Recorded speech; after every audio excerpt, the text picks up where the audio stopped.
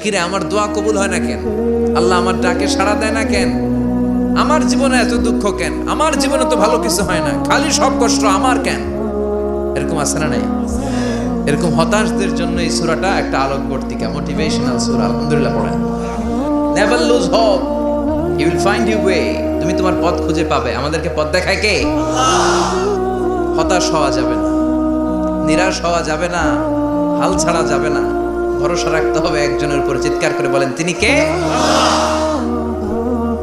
হতাশ যারা, frustrated upset people, তাদের জন্য, হতাশ ব্যক্তিদের জন্য এই সূরাটা একটা আলোকবর্তিকা, একটা আলোর মশাল।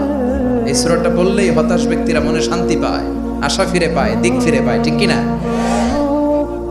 বিষ্ণু ঈসা ইসলামের কাছে যখন ওহী নাজিল হতে শুরু করলো, বিষ্ণু ঈসা ইসলাম ওহীর কথাগুলো পৌঁছে দিতে লাগলেন। যাই নাজিল হতো বিষ্ণুনবী পৌঁছে দিতেন। বিশ্বনবী সাহাবাদের কাছে শেয়ার করে দিতেন। যেটাই নাজিল হতো তিনি পৌঁছে দিতেন, যেটাই। কারণ আল্লাহর আদেশ, ইয়া আইয়ুহার রাসূল বাল্লিগ মা উনজিলা ইলাইক। ও নবী, আপনার কাছে আমি ওহী থেকে যা নাজিল করি সব পৌঁছে দেন, একটাও গোপন করা যাবে। আল্লাহর কাছ থেকে বিশ্বনবী যে সমস্ত মেসেজ, ইনফরমেশন, তথ্য, রেভেলেশন ওহী পেয়েছে, একটাও কি বিশ্বনবী গোপন করেছে?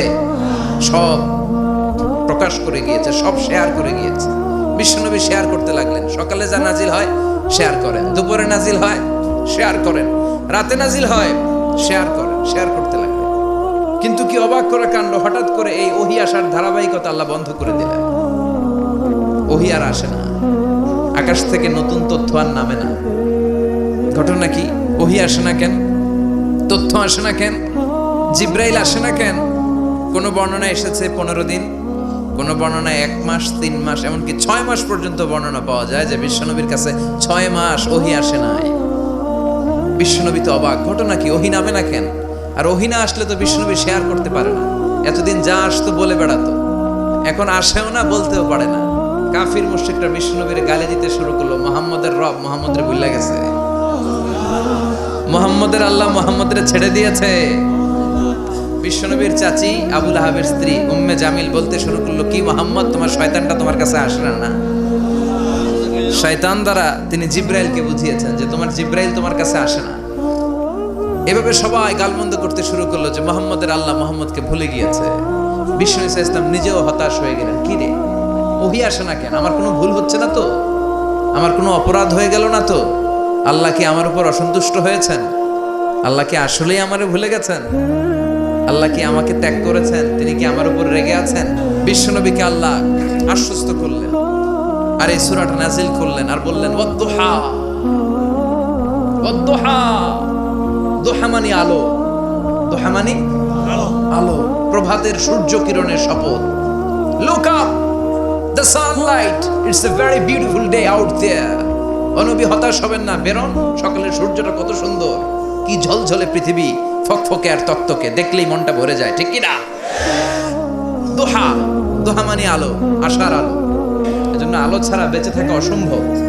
আল্লাহ তাআলা আলোর নামে সূরা দিলেন, সূরাতুদ দোহা, প্রভাতের আলো, প্রভাতের সূর্য কিরণের শপথ, আলোর শপথ। সুবহানাল্লাহ পড়েন। এরপর আল্লাহ বললেন, ওয়াল লাইলি ইযা সাজা, আলোর শপথ, সকালবেলার সূর্য কিরণের শপথ। দ্বিতীয় আয়াতে আল্লাহ বললেন, রাত্রিবেলার শপথ, যখন রাত্রিটা নিঝুম হয়, হয় নিস্তব্ধ। নিঝুম আর নিস্তব্ধ রাতের শপথ। তাহলে আল্লাহ আলোর কসম কাটলেন, তারপরে অন্ধকারের কসম কাটলেন, ঠিক কিনা? আলো দ্বারা মূলত আল্লাহ তাআলা ওহীর আগমনকে বুঝিয়েছে, আর অন্ধকার দ্বারা আল্লাহ তাআলা ওহীর অনুপস্থিতি বুঝিয়েছে।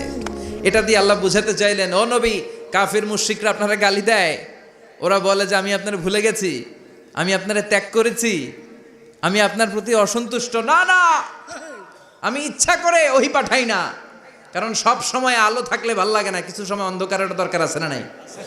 তার মানে আলোরও দরকার আছে, অন্ধকারেরও দরকার আছে।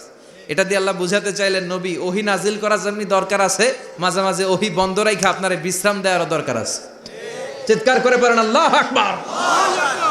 এজন্য আল্লাহ বললেন, ওয়াদ-দুহা ওয়াল লাইলি ইযা সাজা মা ওয়াদ্দাআকা রাব্বুকা ওয়া